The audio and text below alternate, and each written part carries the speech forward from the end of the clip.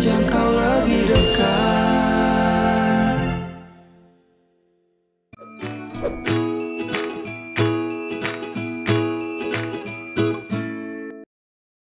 Halo intelektualis, gimana nih kabarnya di rumah? Hari ini pastinya sehat dong ya, dan pastinya seru banget bisa kumpul bareng orang-orang terdekat kalian. Oke, mungkin Kampus Zone bisa jadi alternatif intelektualis buat nikmatin hari-hari bersama orang-orang terdekat. Nah, di Kampus Zone kali ini bareng aku, Silvi, kita ditemenin sama kakak cantik dari Universitas. Baik, teman-teman semua, Assalamualaikum warahmatullahi wabarakatuh. Perkenalkan, nama saya Septia Esanavika ya kak ya. Biasa juga dipanggil Septia boleh, Tia boleh, Iya juga boleh, Esa pun boleh, Vika juga boleh, tergantung mana nyamannya saja gitu. Ya. Sekarang saya menempuh pendidikan di Stikes Alifah Padang, BP 2018, dan alhamdulillah tanggal 22 nanti saya bakalan di wisuda. Dikit lagi wisuda ya, tinggal menunggu hari. Tadi kakak ada kuliahnya di Stikes Alifah Padang. Itu dengan jurusan apa tuh kak? Jurusannya kesehatan masyarakat. Kesehatan masyarakat. Jadi kesehatan masyarakat itu belajar tentang apa nih kak, kalau boleh tahu? Nah, di kesehatan masyarakat tuh kita belajarnya banyak ya. Itu mencangkup semuanya sih menurut saya. Karena di kesehatan masyarakat tuh ibarat kata orang tuh adalah ibunya dari gizi, ibunya dari counseling. Jadi di situ tuh kita juga belajar tuh, ada K3-nya, ada AKK-nya, ada promosi kesehatannya, ada kesehatan lingkungannya semua. Pokoknya belajar tentang itu gitu. Oke, jadi emang banyak banget ya yang dipelajari di kesehatan masyarakat itu. Oke, kalau boleh tahu nih kak, kenapa kakak milih jurusan kesehatan masyarakat? Karena dari awal saya memang udah niatannya pengen milih jurusan kesehatan masyarakat ya kak. Terus dibantu juga nih sama orang tua saya. Kenapa sih kamu mau ngambil bidan atau perawat gitu? Sedangkan itu tuh udah banyak tuh di kampung saya. Nah di kampung saya nih dulunya ya kan ya, disuruh sama mereka tuh janganlah kecuali bidan sama perawat lah gitu ya. Pokoknya berhubungan dengan kesehatan tapi kecuali bidan sama perawat. Makanya berantisipasi untuk mengambil kesehatan masyarakat ini. Gitu. Berarti sempat ada pertentangan dari orang tua ya kak? Iya. Iya. Jadi kan jurusannya kesehatan masyarakat nih kak. Pernah nggak sih kayak merasa salah masuk jurusan kak? Awal-awalnya sih pernah ya kak ya.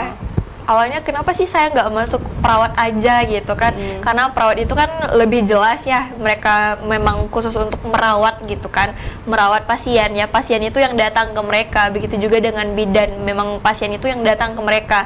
Beda sama kesehatan masyarakat ini. Kesehatan masyarakat ini kan ibaratnya kita yang datang untuk mengunjungi masyarakat itu. Tapi makin kesini udah banyak juga ilmu yang saya dapatkan dengan dosen di bangku perkuliahan. Jadi saya udah mantap dan yakin nih di kesehatan masyarakat gitu. Jadi nggak salah jurusan lagi. Oke.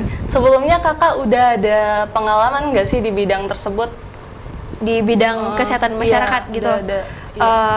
Sebenarnya kalau di bidang kesehatan masyarakat khususnya di peminatan saya kan itu promosi kesehatan ya. Di promosi kesehatan itu saya dulunya tuh pernah ikut ajang pemilihan duta genre. Duta genre itu dimana dia itu bagian kerja dari BKKBN atau Badan Kependudukan Keluarga Berencana Nasional, itu di Kota Solo dulunya. Nah, di sana itu ada program yang khusus untuk generasi berencana ini. Nah, di generasi berencana itu ada programnya untuk genre goes to kampus, goes to sekolah gitu kan. Jadi memperkenalkan generasi muda itu kepada teman-teman sekolah gitu. Nah, di situ saya udah terlatih untuk mempromosikan gitu. Nah, di dalam kampus ini kan kakak BP 18 ya kak? Iya. Berarti dikit lagi mau wisuda ya kak? Nah, jadi selain kuliah nih, kesibukan kakak apa aja ya? Selain kuliah, memang aktif di organisasi itu aja sih kak. Organisasi apa tadi kak? Kemarin tahun lalu itu tuh Badan Eksekutif Mahasiswa itu alhamdulillah jadi presiden BEM-nya. Tahun sekarang tuh aktif di kegiatan UDA Uni. Yang tahun lalu juga terpilih jadi Uni Wakil 1 sama Uni Favorit Kabupaten Selatan, dan tahun sekarang itu tuh jadi panitianya gitu. Terus sekarang juga aktif di Putri Hijab itu kak. Oke, banyak banget ya kak prestasinya, keren banget sih. Nah, kalau untuk Putri Hijab itu tadi di luar kampus atau di dalam kampus tadi? Nah, itu tuh di luar kampus, Kak. Dia beda di dalam kampus. Kalau di dalam kampus palingan kayak BEM, HIMA gitu kan. Kalau ini di luar kampusnya. Oke, berarti ada beberapa kegiatan yang kakak lakukan di luar kampus. Nah, itu kakak merasa terganggu nggak sih? Oh, perkuliahannya. Iya, perkuliahannya. Perkuliahannya sebenarnya tergantung kitanya pribadi sih, Kak ya. Bagaimana kita mengantisipasi dan menyiasati gitu. Dimana kita harus, apalagi kemarin tuh pas semester akhir ya, nyusun skripsi, mana kita harus ikut lomba ini itu kan. Jadi sebenarnya tergantung kita bagaimana kita membagi-bagi waktu kita. Sebenarnya seperti itu. Kalau kita bisa membagi waktu kita, menghandle waktu kita, bakalan terpecahkan semuanya. Tapi kalau tidak bisa, ya harus memilih salah satu antara perkuliahan dan juga organisasi atau prestasi gitu. Bener. Jadi selama aktif di organisasi, kakak pernah ngerasa down nggak sih untuk perkuliahannya? Merasa down untuk perkuliahan sih enggak ya, Kak, karena pihak kampus saya tuh alhamdulillah mendukung, teman-teman juga mendukung. Malahan teman-teman tuh berpikiran kayak gini, si Septia ini nggak ada habis-habisnya ya untuk berprestasi, ada lagi dan ada lagi gitu. Jadi dengan kayak dukungan seperti itu dari teman-teman ya semakin memotivasi saya untuk ikut lomba lagi gitu, Kak. Berarti dengan dukungan-dukungan tersebut kakak bisa bertahan ya untuk mengikuti dan menyeimbangi dua kegiatan tersebut. Iya, betul. Oke, kalau boleh tahu nih, dengan kegiatan-kegiatan kakak ini dari pihak keluarga itu mendukung nggak sih? Awalnya sih tidak mendukung. Tidak mendukung karena awalnya saya ikut lomba itu kan pada kelas 2 SMP ya. Terus berlanjut ke jenjang SMA. Saya dulu kan madrasah ya. Iya. Apalagi anak madrasah gitu. Madrasah kan perkuliahan sekolahnya itu udah banyak ya, belum sekolah lagi mata kuliah sekolah pada umumnya, ditambah dengan mata sekolah yang khusus untuk madrasahnya kayak ada bahasa Arab, fikih dan segala macamnya, kan udah memakan waktu yang panjang gitu sampai sore loh sekolahnya, ditambah lagi ikut organisasi itu, makanya timbullah kekhawatiran dari keluarga, jangan ikut organisasi terus, nanti nilainya nggak bagus gitu, atau nggak lulus nanti gitu. Tapi semakin kesini alhamdulillah sudah mensupport dan mendukung secara penuh. Oke, jadi perlu dibuktikan dulu ya sepertinya, Kak. Kakak pernah ngerasa capek nggak sih, Kak, dengan kegiatan-kegiatan yang banyak tersebut? Enggak sih sebenarnya, justru saya kalau di rumah aja tuh itu yang bikin capek. Iya. Karena nggak ada bikin nggak ada kegiatan gitu, cuman scroll HP gitu, itu yang bikin capek. Oke, jadi kakak tipe-tipe yang extrovert ya, harus berbaur sama banyak orang. Kalau sendiri-sendiri aja gitu, kayak kesannya gampang capek juga ya, walaupun nggak ngapa-ngapain. Oke, kalau dari kampus sendiri nih, gimana sih, dalam bentuk apa kampus mendukung kegiatan kakak? Tuh.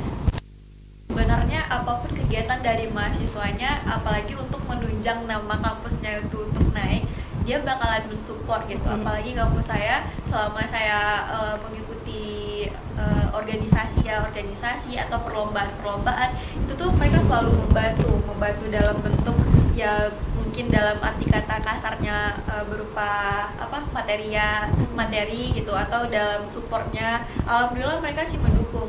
Beberapa kegiatan yang saya ikutkan seperti ada kemarin tuh musyawarah wilayah itu di Aceh yang terakhir. Nah itu tuh alhamdulillah kampus juga mendukung penuh gitu. Jadi kan tadi kakak udah jelasin nih, kakak pernah mengikuti beberapa lomba, jadi pernah juga beberapa prestasi, mungkin banyak ya, Kak. Nah, jadi kakak, apa sih tujuan kakak mengikuti hal tersebut? Tujuan saya mengikuti lomba-lomba tersebut sih sebenarnya siapa sih yang mengikuti lomba itu tuh tujuannya untuk menang tuh siapa gitu kan.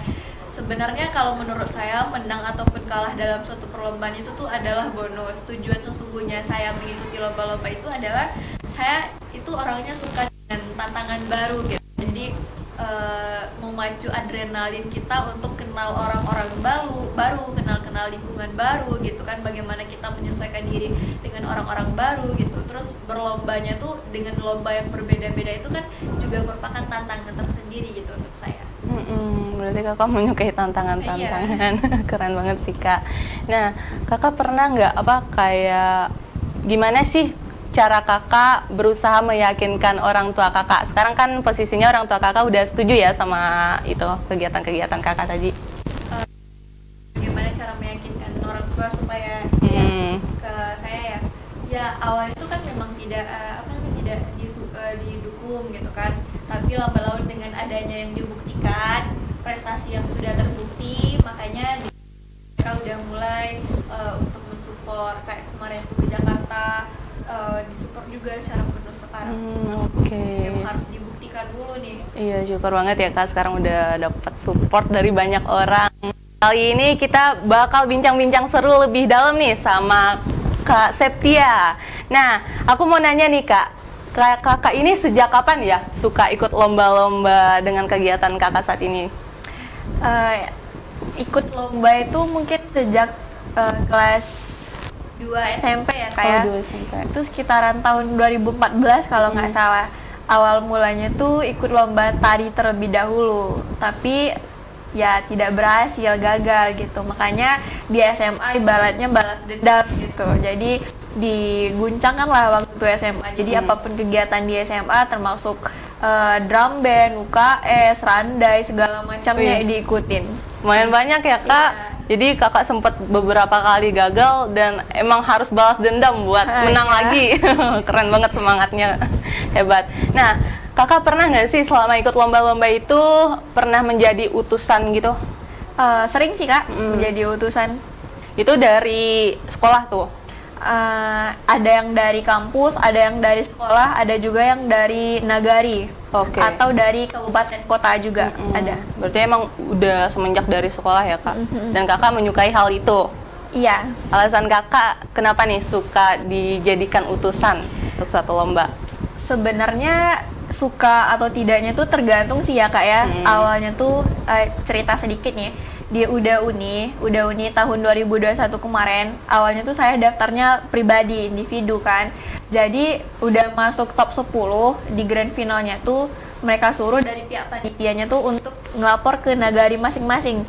Otomatis saya ngelapor dan alhamdulillahnya dari mereka dibantu gitu. Otomatis jadi utusan mereka dong gitu. Dari awalnya individu jadi utusan. Nah, begitu juga yang kemarin nih kenapa saya tertarik untuk menjadi utusan itu karena mereka mendukung penuh. Karena mendukung penuh itulah makanya saya mau untuk jadi utusannya. Tapi kalau seandainya tidak didukung penuh kayak ele-ele gitu, ya udah nggak usah gitu. Lebih baik saya daftar pribadi aja gitu. Iya benar banget ya. Jadi harus ada alasan tertentu juga. Jadi kakak pernah nggak sih kayak ngerasa nyesel terjun ke dalam sebuah perlombaan gitu kak? Sampai sejauh ini sih merasa menyesal tidak ada ya kak ya, karena apa yang sudah dijalani itulah prosesnya dan itu harus dinikmati gitu. Nggak pernah merasa menyesal atau bagaimana, ya cukup dijalani aja prosesnya. Mungkin dari proses itu ada hikmah tersendiri untuk kita. Berarti kalau untuk lomba-lomba salah satu lomba yang bikin kakak menyesal untuk mengikutinya nggak ada juga? Tidak, sampai sekarang tidak ada. Tadi kan kakak bilang nih kalau ada beberapa orang nih yang nyuruh kakak untuk mengikuti lomba tapi dengan maksud tertentu, dengan maksud yang nggak jelas. Nah, itu gimana tuh perasaan kakak? Perasaan sebenarnya campur aduk ya. Ibaratnya satu kata kita dimanfaatkan. Ya, dalam tanda kutip, dalam bahasa kasarnya satu dimanfaatkan. Mungkin mereka tahu kita mampu dalam hal itu tapi dimanfaatkan gitu. Satu lagi memang kemauan kita tapi mereka yang mendukung, itu beda lagi. Kalau dari kemauan kita mereka yang mendukung kan itu bagus ya, tapi kalau mereka yang menyuruh tetapi kita misalnya agak enggan untuk hal tersebut, ya enggak sih. Nah, udah banyak banget ya kak tadi kayak keadaan yang kakak lalui dalam perlombaan tadi. Nah, kakak pernah nggak vakum dalam kegiatan perlombaan ini? Sampai sekarang sih tidak pernah vakum dalam kegiatan tersebut. Mungkin berganti periode kali ya kak. Kalau untuk contohnya saja ya di genre Kota Solo itu kan setiap tahunnya itu kan memang ada pergantian kepengurusan gitu. Beda dengan Uda Uni, contohnya Uda Uni yang di Solo Selatan tuh setiap tahunnya memang ada pemilihan juga, cuman yang sudah terpilih itu tergabung dalam organisasinya yang namanya ikatan gitu. Nah, kalau zaman saya dulu waktu jadi genre itu 1 tahun udah habis 1 tahun itu aja. Tapi sekarang yang genrenya itu udah ada forumnya juga, udah ada organisasinya juga. Keren. Nah, dengan banyaknya kegiatan yang kakak ikuti tadi, pernah nggak ngerasa capek gitu kak? Ngerasa capek sih nggak pernah ya kak ya, karena itu kan udah kemauan saya pribadi gitu untuk terjun ke dunia itu. Jadi dengan ikhlas dan dengan lapang dada pasti akan menerima gitu kan, karena sesuatu yang kita kerjakan sesuai dengan niat kita, sesuai dengan kemauan kita, itu bakalan berfeedback baliknya ke kita, ke nilai positif kita. Kecuali kalau kita menjalankan sesuatu itu karena keterpaksaan tadi, ya kita bakalan tidak ikhlas untuk mengerjakan itu, dan itu juga tidak ada nilai ibadah untuk kita. Dan terutama kakak emang hobi juga ya di bidang ini kayaknya. Oke, tadi kakak lagi berkegiatan di Putri Hijab. Iya, Oke, betul. bisa nggak sih kakak jelasin sedikit mengenai Putri Hijab ini? Nah, awal mulanya itu Putri Hijab ini kan ada nih perlombaannya tuh di Sumatera Barat ini ya, tingkat provinsi gitu kan. Jadi itu diutus kabupaten kota Sumatera Barat. Nah, saya diutus dari PKK nih, PKK Solo Selatan untuk mengikuti hal tersebut, pemilihan Putri Hijab ini mewakili Kabupaten Solo Selatan. Nah, saya terima hal tersebut. Ya udah diterima, dijalanin, dan alhamdulillah kemarin di Sumatera Barat menang jadi winner gitu. Nah, kalau udah menang itu udah diutus lagi ke nasional. Itu melawan 34 provinsi yang ada di Indonesia. Dan itu per kategori juga, ada kategori dewasa, remaja, sama anak-anak. Kebetulan saya diutus sebagai kategori dewasa. Dan kemarin tuh alhamdulillah dapat runner up 1 atau juara 2. Keren, juara 2 di tingkat nasional. Ya kak? Oke, keren banget. Gimana tuh tanggapan orang tua kakak mengenai itu? Mereka sebelum saya pergi itu tuh sangat mendukung sekali dan sangat berantusias sekali dengan ini. Orang tua mana sih yang tidak bahagia kalau anaknya diutus ke nasional loh gitu, apalagi bentar lagi akan diutus ke mancanegara loh gitu, untuk memperkenalkan wisata halal di mancanegara gitu. Pasti bangga. Oke, jadi emang nggak bertolak belakang juga ya sama pendidikan kakak sebelumnya yang ada di sekolah Islam juga ya, karena ini Putri Hijab gitu. Oke. Sejalan sih kak, karena kemarin tuh kan lulusan madrasah ya, sekarang tuh juga Putri Hijab, mungkin sejalan lah. Iya, dan orang tua juga akan lebih mendukung juga sih kak. Bener. Nah, di segmen kali ini kita mau lihat-lihat kegiatan yang seru ya bareng Kak Septia ini. Oke, mungkin bisa ditampilin nih kegiatan-kegiatannya. Oke, ini Kak. Ini kegiatan apa ya Kak? Yang mana? Yang ini? Ya. Ini tuh adalah pemilihan lomba baju kurung basibah. Yang merah tadi tuh lomba baju kurung basibah, kebetulan itu tuh dilaksanain di Kota Solo. Nah, yang ini adalah genre, duta genre itu, yang Kota Solo itu. Jadi baju kebesarannya adalah baju warna biru gitu. Itu genre, alhamdulillah dapat juara 2 tahun 2017. Selanjutnya, kalau ini Uda Uni gitu, Uda Uni Kabupaten Solo Selatan, alhamdulillah jadi Uni Wakil 2 sama Uni Favorit Kabupaten Solo Selatan. Yang seperti dilihat itu baju kebesarannya adalah baju warna merah. Oke, sama kayak tadi ya bajunya? Iya, sama kayak tadi. Oke, ada selanjutnya.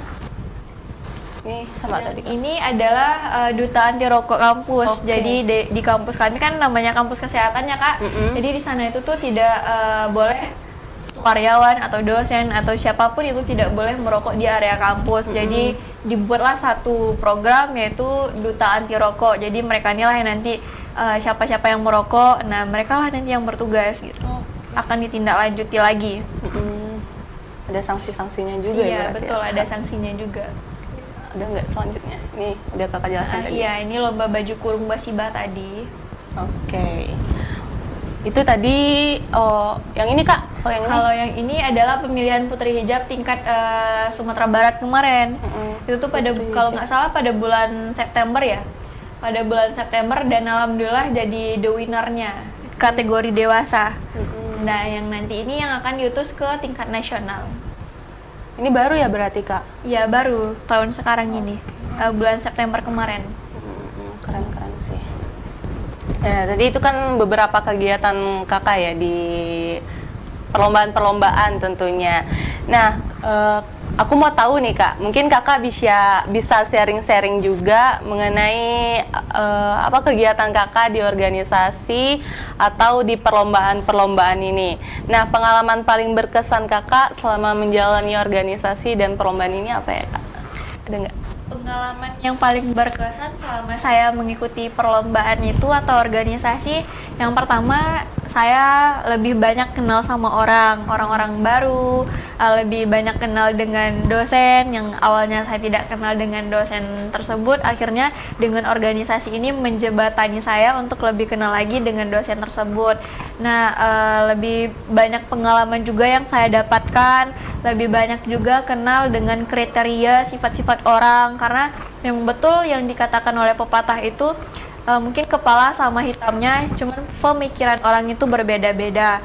Terus mungkin lebih banyak juga introspeksi diri sendiri, ternyata di atas kita tuh masih ada orang yang jauh lebih baik dari kita gitu. Jadi itu bisa untuk memotivasi diri saya sendiri untuk jadi orang lebih baik lagi ke depannya, karena di atas langit itu masih ada langit gitu Kak. Itu merupakan pengalaman paling berkesan kakak ya.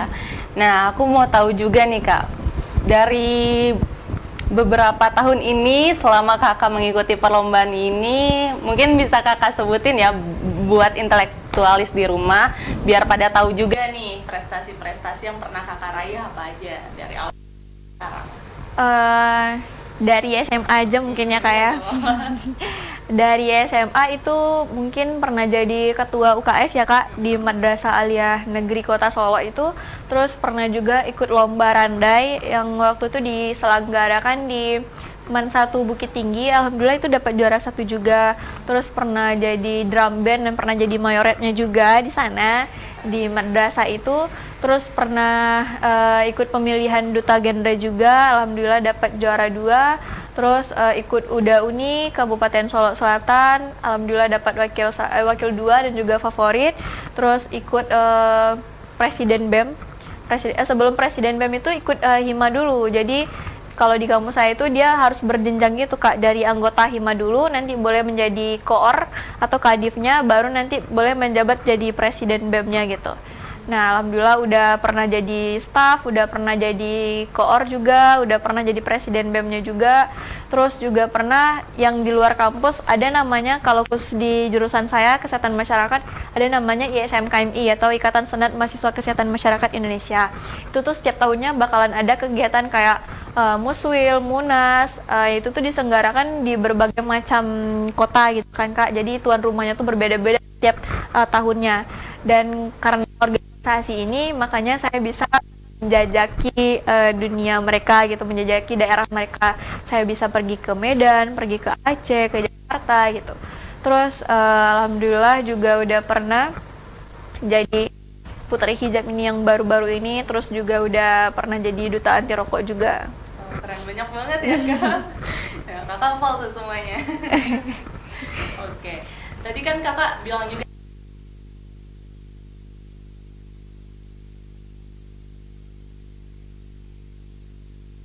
pertamanya tuh seperti yang tadi coba ya Kak ya, karena disuruh dari pihak PKK Kabupaten Solo Selatan, bisa nggak ikut ini mumpung kamu masih di Padang gitu kan. Ya udah Kak, saya coba gitu. Akhirnya saya coba dan alhamdulillah berkat kegigihan juga mungkin ya Kak ya, karena itu tuh pertanyaannya tuh lebih banyak ke waktu pelajaran dulu gitu. Jadi bisalah menjawab pertanyaan tersebut dan alhamdulillah dipercaya menjadi the winner dan diutuslah ke tingkat nasional kemarin. Jadi alasan kakak mengikuti Putri Hijab ini apa nih Kak? Alasannya? Alasannya sebenarnya awal mulanya tidak ada alasan. Nah, kan disuruh ya awalnya tuh, tapi sekarang tuh lebih ke diri saya pribadi, ke bagaimana cara saya untuk mengajak teman-teman yang beragama Islam untuk supaya berhijab gitu, karena kan seperti kita tahu perempuan itu kalau dalam Islam ya, dalam agama kita, dalam Islam itu tuh memang kewajiban mereka untuk menutup aurat gitu, dan aurat itu adalah kecuali wajah dan juga telapak tangan sebenarnya ya Kak ya. Makanya dari itu untuk teman-teman di luar sana yang belum berhijab, nah itu sebenarnya tantangan untuk saya untuk mengajak mereka untuk berhijab gitu, dan mengenalkan hijab itu bukan penghalang kalau perempuan itu lebih aktif lagi, lebih gitu dalam mengejar prestasinya. Hijab itu bukan halangan. Keren banget ya alasan-alasannya. Kak, selama ini berprestasi nih di dalam kampus ataupun di luar dengan berbagai perlombaan tadi. Nah, menurut kakak sempat mengalami tantangan-tantangan gitu, ada nggak tantangan-tantangan yang pernah kakak alami? Tantangan sih pernah ya Kak ya, apalagi saya nih sebagai anak pertama itu punya orang tua, anak pertama perempuan lah kan, harus bagaimana caranya itu harus lebih melindungi anaknya ini supaya tidak melenceng gitu kan, atau tidak dari gitu kan dengan ketentuan-ketentuan yang sudah mereka buat gitu kan.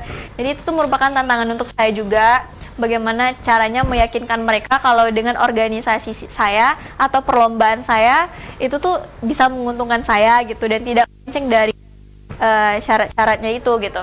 Terus kalau untuk dalam perkampusan sendiri sebenarnya itu tuh memang harus apa ya Kak, pandai-pandai membagi waktunya lagi. Itu tantangan yang pertama sih. Kalau dalam dunia perkampusan harus pandai-pandai dalam membagi waktu, yang mana waktu untuk belajar, yang mana waktu untuk berorganisasi gitu. Karena semuanya itu memang butuh proses juga Kak. Oke. Ternyata di balik prestasi kakak itu ada juga nih tantangan-tantangannya ya. Aku mau nanya-nanya lagi nih Kak mengenai beberapa prestasi yang udah kakak raih tadi. Jadi gimana sih cara kakak meningkatkan kemauan untuk selalu mengikuti perlombaan-perlombaan tersebut, mengikuti prestasi-prestasi tersebut nih Kak?